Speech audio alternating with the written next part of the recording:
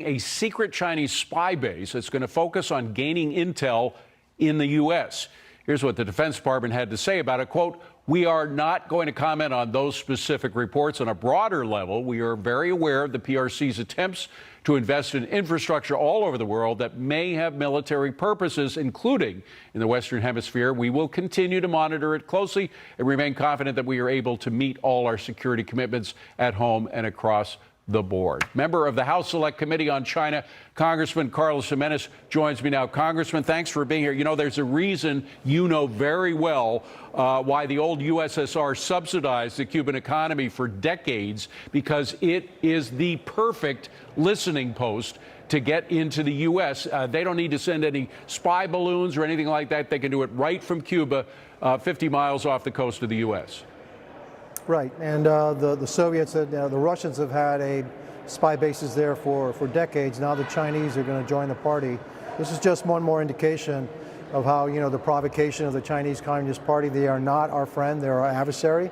And then two old adversaries, Cuba and China, are joining up to create a brand new spy facility down in Cuba. The one thing that does concern me, though, is I believe the Chinese have better technology, so they'll be able to better penetrate our defenses, and also they pose a cyber threat, a bigger cyber threat to the United States. So what do we do about it?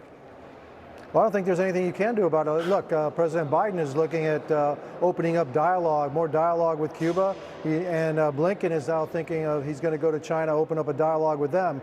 I have zero confidence in their ability to put this aside or have the Chinese stop this activity, because I believe whatever comes out of those negotiations or talks with China is not going to be beneficial to the United States. All you have to do is look at his record. It's dismal.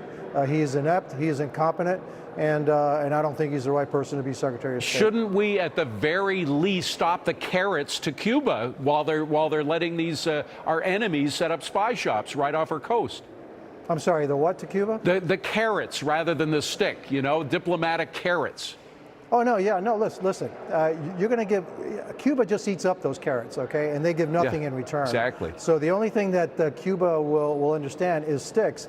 This administration has never shown the spine, the will to carry out what is necessary, which is strength. The only thing that Cuba and China understand is strength. This president, this Secretary of State have never demonstrated that, so I don't believe they'll do that in the future. Unbelievable. Congressman, thank you very much for being here and telling us about this. Appreciate it. Well,